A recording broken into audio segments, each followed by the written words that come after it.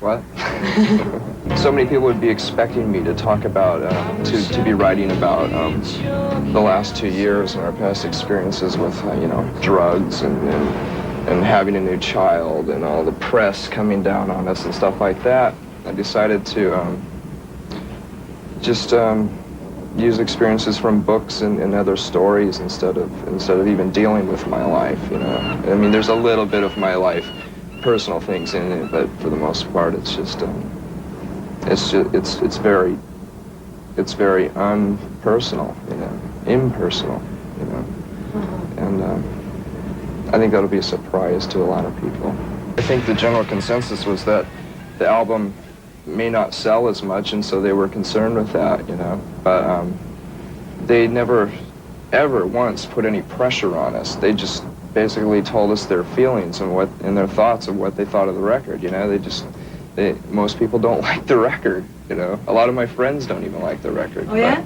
Yeah, but do you like the record? I love it. I think it's great. Chris and Dave and I, all three of us are totally excited about it. We've achieved exactly what we've been wanting to achieve for the last 2 records.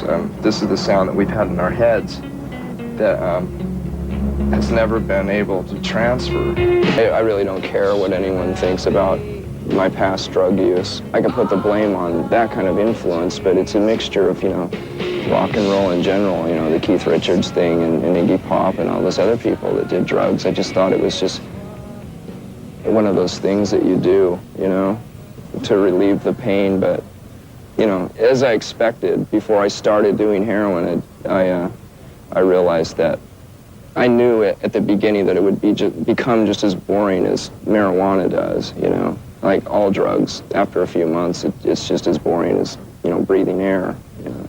So I just don't want to try. I've always lied about it because I didn't want to influence anybody, you know. I didn't want anyone to even consider the thought of doing drugs because it's really stupid.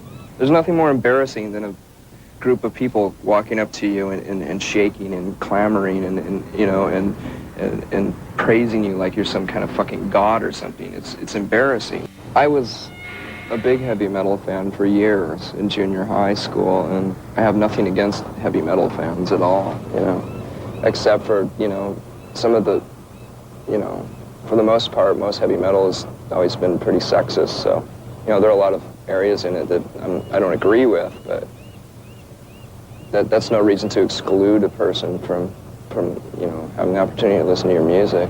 It might be nice to eventually start playing acoustic guitars and be thought of as a singer and a songwriter rather than a grunge rocker, you know?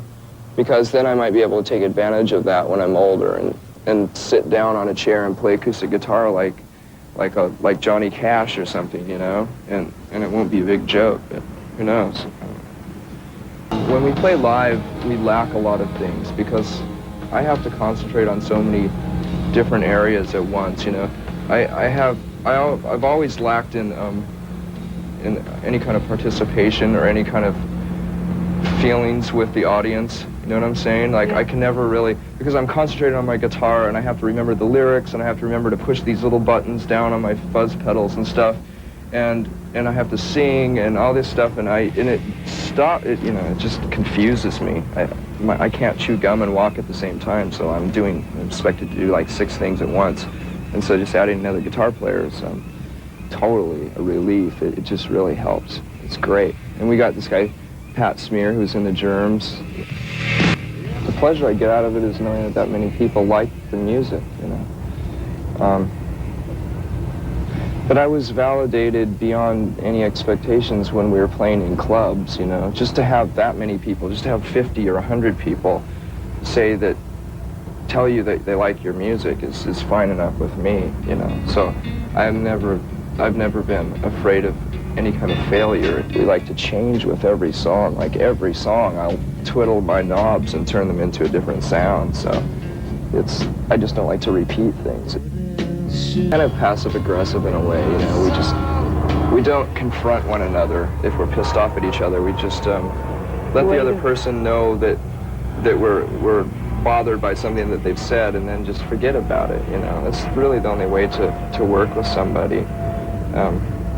None of us have really that aggressive of personalities, really. We're all pretty much the same kind of people, you know. So we started as friends, and I can't see anything getting in the way to stop us from being friends. To tell you the truth, I would rather just quit my band and join Hole, you know, but only because when I have played music with them, there's a level of connection that's a little bit higher than with anyone else that I've ever played with. It's amazing.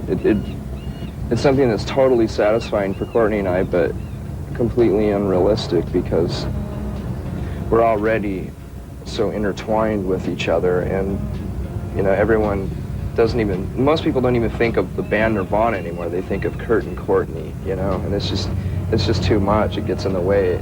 People would overlook the music and look into other things, you know, and it just wouldn't be taken seriously enough. So I'd like to someday, but as of now, I couldn't see anything for the next 5 years or so. We still jam together every once in a while.